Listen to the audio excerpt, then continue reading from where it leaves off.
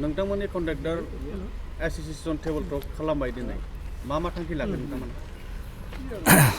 दिनैनि बे जोंनि बड'लेण्ड कन्ट्रेक्टर एसोसिएशन जिथु जोंहा मोनसे फिसा टेबल टक दङमोन जोङो कन्ट्रेक्टरफोरा हाइकर्टनि सोमोन्दै फंनैसो रायलायबाय आं गोलाव बुंनो सानाखै जोंहा जिथु दा केसनि बेलायाव मोनसे आन्डार प्रग्रेसाव सोलिगासिनो दङ आरो जोङो बेखौ खोब मोनसे पजिटिभाव लांगासिनो दङ आरो निश्चय बियो जोबथा साक्सेस जोंहा जाहैगोन आरो जुदि हाइकर्ट हिसाबै जोंहा साक्सेस जायाब्ला जोङो सुप्रिम कर्टबो जों खालामगोन आरो हाइकर्टनि अनगायै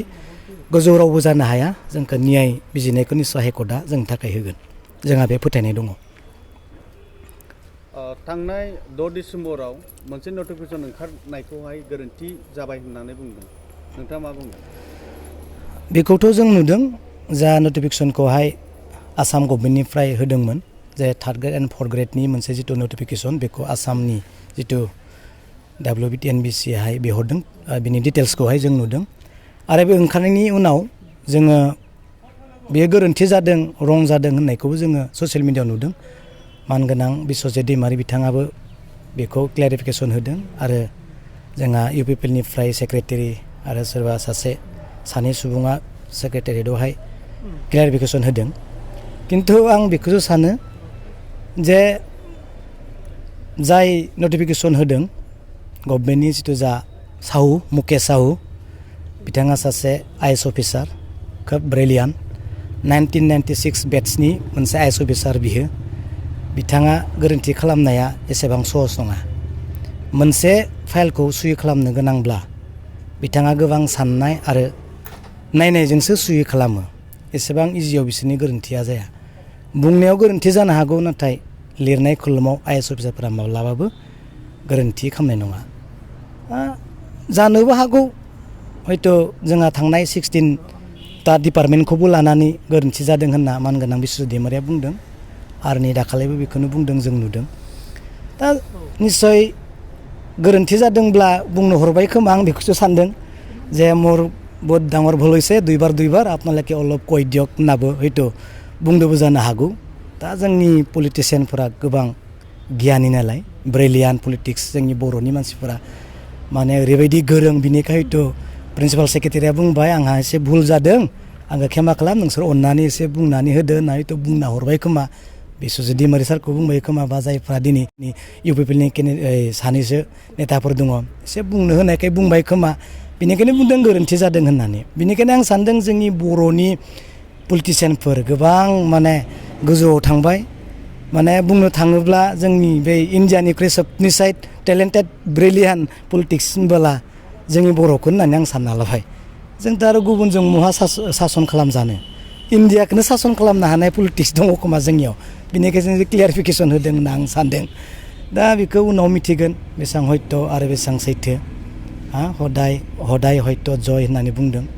बिफांनि फिथाइया बेसेबां गोखै बेसेबां गोदै आरो बेसेबां एम्फौ अरनाय बेखौ जों उनाव मिथिगोन बेखौनो आं बुंदों जे एसेबां सहसाव बे गोरोन्थि जानाय नङा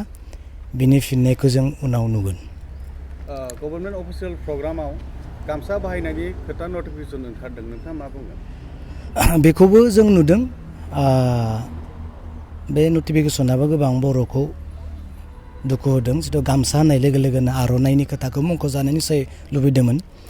खिन्थु आं बेखौ एसेबां सिरियास होननानै सानाखै जोंनि बर' हारिया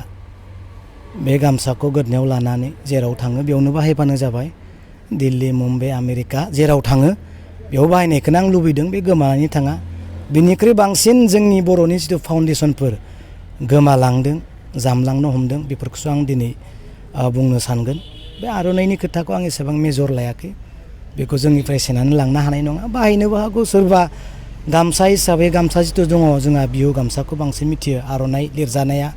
जोंनि थाखाय गोनांमोन बेखौ गोबाङा लुबैदों नायनोसै समफोराव माबायदि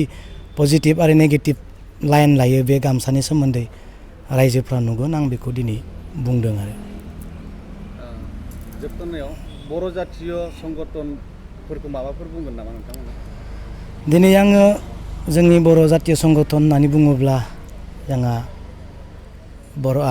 आबसु थाबाय बर' साहित्य सभा थाबाय आरो बिमा माहारि हिसाबै जोंहा आबोब थाबाय आं बिथांमोननि सोमोन्दै दिनै आरो गोबां बुंनो सानाखै जितु जोंहा आलादा दिनै प्रग्राम दङमोन अब्लाबो आं बुंगोन जोंहा जातीय संगठन हिसाबै दुलाराय बर' फरायसा आफाद आरो नुगासिनो दङ जोंहा मानगोनां दिपेन बर' बिथांनि गोबां प्रेसमिटफोर दङ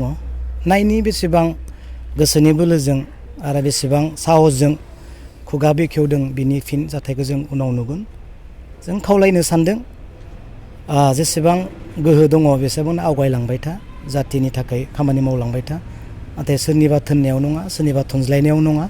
गोसोआव जेसेबां बोलो दङ गोरबोआव बर' बिमाखौ लानानै मावलांबाय थानायखौ लुबैदों जेसेबां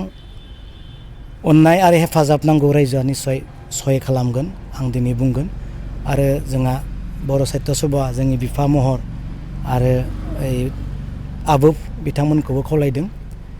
पलिटिक्सखौ उनाव दोननानै जातिखौ सिगाङाव दोननानै खामानि मावलांनायखौ बयबो नुहुरदों जोंनि अबस्थाया मा जालांगासिनो दङ बयबो नुदों नोजोर बयहाबो साननो हानाय मेगन बेखेवनो हानाय दङ जायबायदि दिनै सासे IAS अफिसारखौ गोरोन्थि जादों होननानै दिनै बुंदों नाथाय बेखौ रायजोआ मिथिगौ सासे IAS अफिसार बियो Sahu Mukesh Sahu honourable principal secretary government of Assam एसेबां इजियाव बिसोर गोरोन्थि खामानि मावा बेखौनो आं दिनै बुंदों